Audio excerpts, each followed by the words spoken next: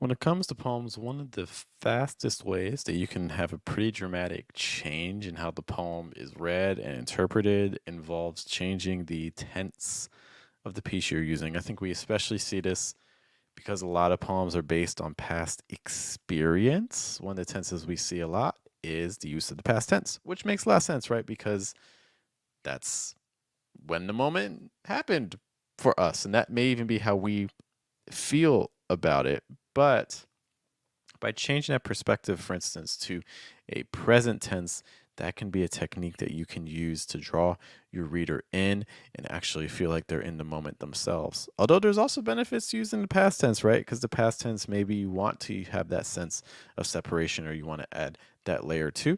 So today, what we're going to be doing is we're going to be looking at a piece by Math Jones, and that's going to be using all kinds of different tenses and things like that. We're going to be seeing what is the relationship between tense and what's happening in the poem, and maybe get some ideas for things we can do in our own pieces. Good morning, good evening, good afternoon, guys. Welcome to Fine Print. This is our weekly Sunday show where we take a look at a poem that you sent to us, and then we analyze it to see what exactly is going on. It's not workshopping, it's not critique, it's just seeing what is literally there in the poem itself. To guide you in this process, there is me. Hello, guys. My name is Jeff. Let's begin by just kind of diving into our piece. And as we go through it, as always, I welcome you to share your own thoughts, share your own interpretations of things that you think I'm missing, things that you disagree with, things you do agree with, any thoughts that you have on the piece as we go through it. I couldn't find a title for this poem, so we're just going to assume that for the moment it is untitled. And let's see what we got. Photo taken, bright moment, not knowing this will be on the funeral card. Summer visit, deep breaths, kind smile. This grass will catch scattered ashes. Flip comment, night sight. Sorry if I'm not here tomorrow. Sorry. In this evening of body temperature into room temperature, all breath expelled, in the air settling into stillness after. Some moments ironic, others not.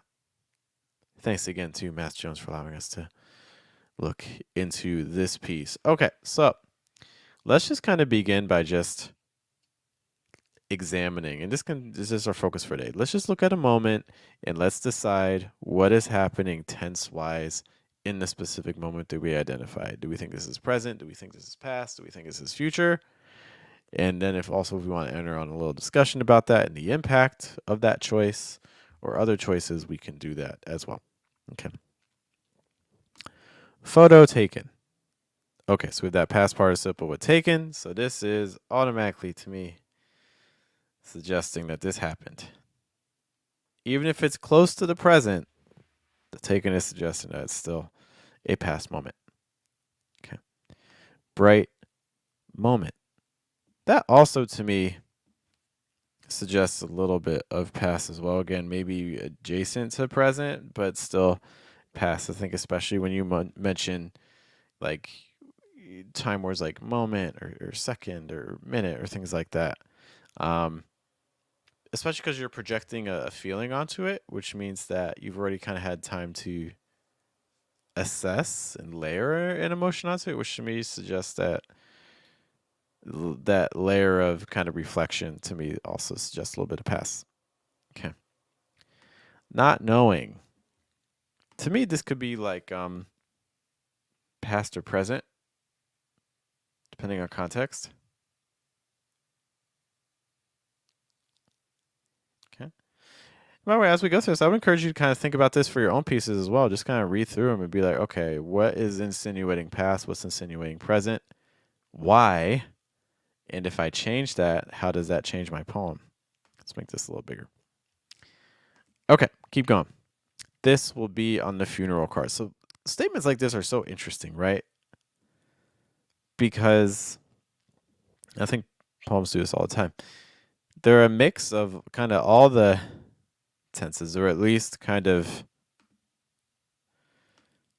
there's a sense of past, but there's also a link to future. you look at the will be, and it's very easy to see. Okay, will be future. Cool. But this is a statement that's made in a sense of reflection. There's a speaker who is aware of something that is going to happen, which means that the whole poem takes on this aspect of a speaker who has experienced something and is then kind of looking back and bringing us in on that reflection. So because of that process, that ability to see something that,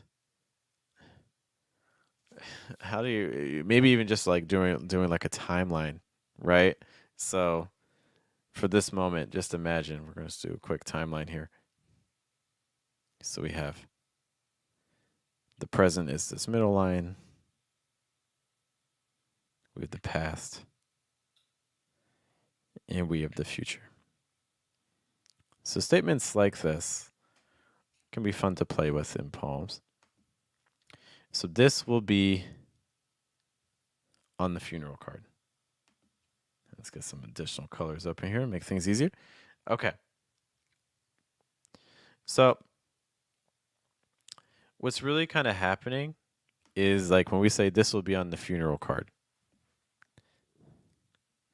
Let's imagine that the speaker already saw the funeral card. So if the speaker already saw the funeral card, then that's going to be still in the past, right? So saw the funeral card. Okay. The present is almost like the speaker reflecting, right?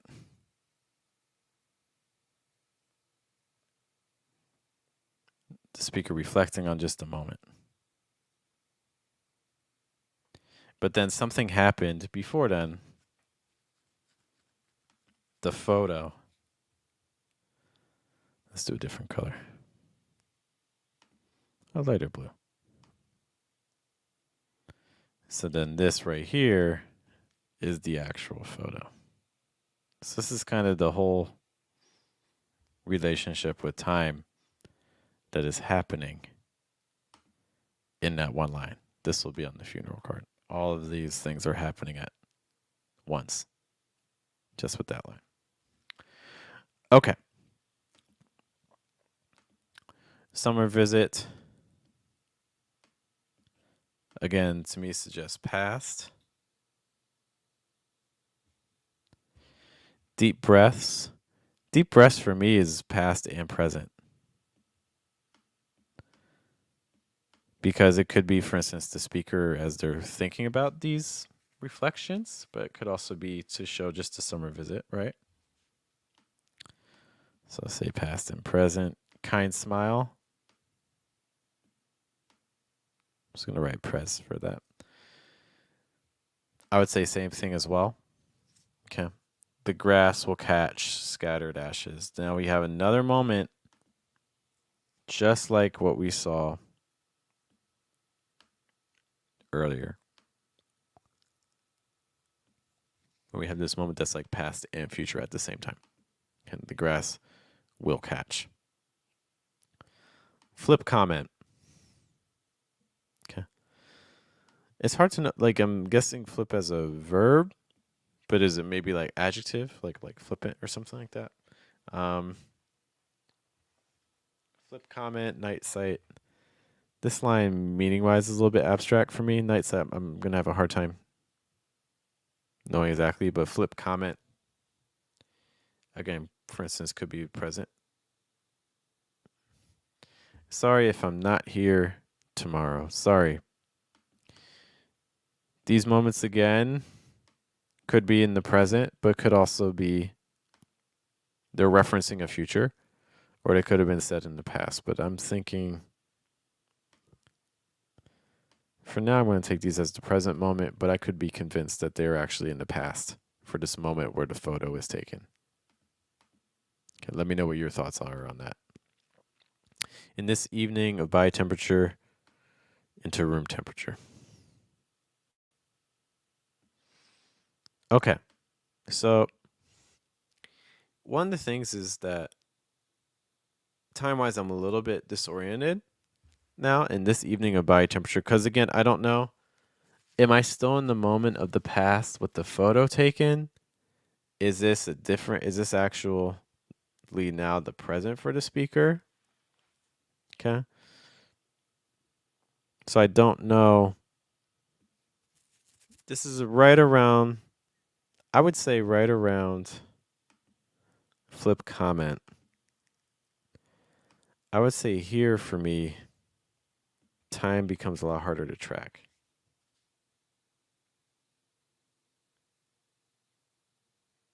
I don't know if you guys have that experience too, but for me, this is where I start to get a little bit lost,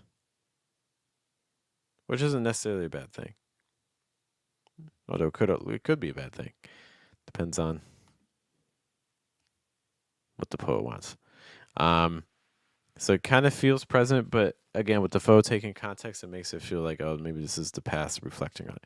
In this evening of body temperature and room temperature, all breath expelled, in the air settling into stillness after. Because this is something you see also other words besides your verbs that convey time are your participles. So expelled suggests that the action ended.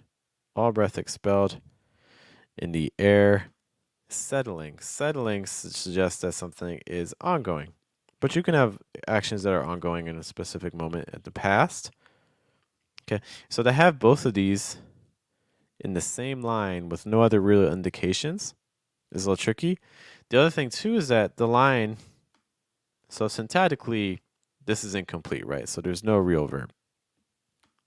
So this line is not functioning grammatically, which again is not an issue necessarily. But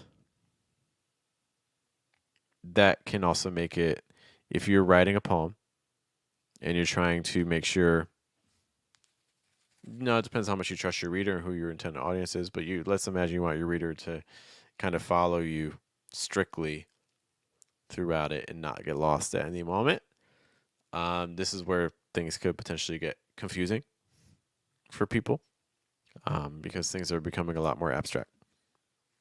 I have less to orientate me as I go through this.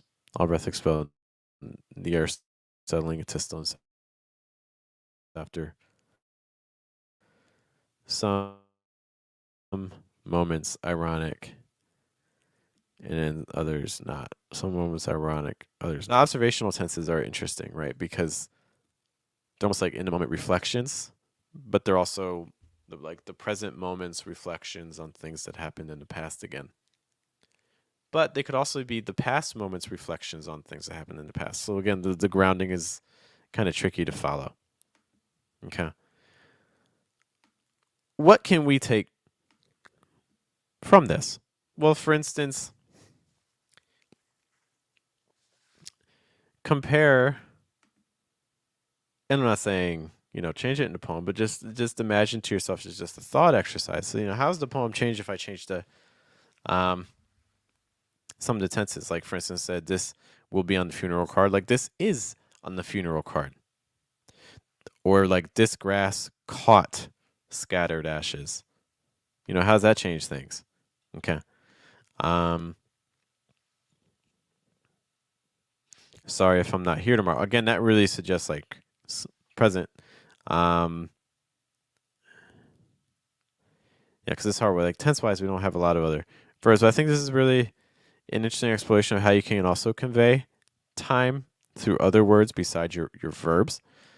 So for instance, words like this being a word that again suggests proximity, closeness, present, versus a word like that, which suggests a distance in time and things like that.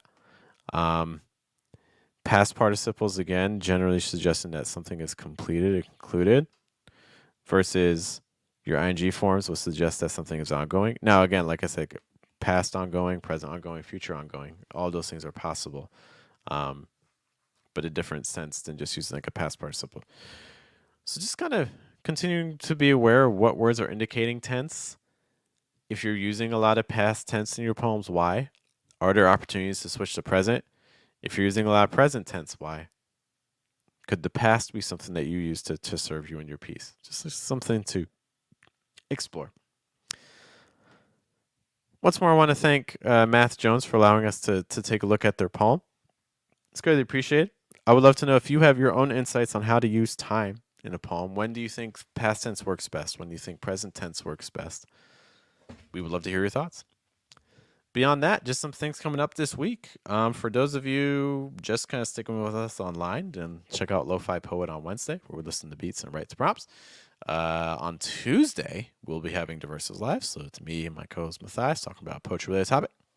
If you're in Columbus, some things happening for you. On Thursday, we're doing our Photo Thursday. So we'll be downtown, so shooting headshots. And if you want to recording yourself reading a poem, we can do that.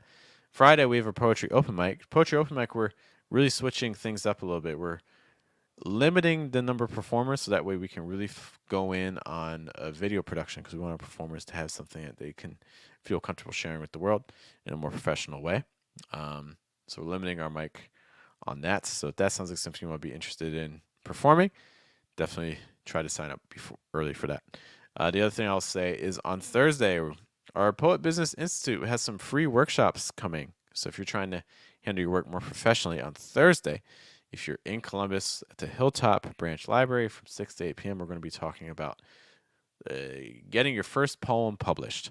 So if you're interested in the submission process, you want to get an idea for how to put together a manuscript for your submissions, for just getting accepted, just a couple poems, not like a chapbook or full-length submission, just regular poem submissions.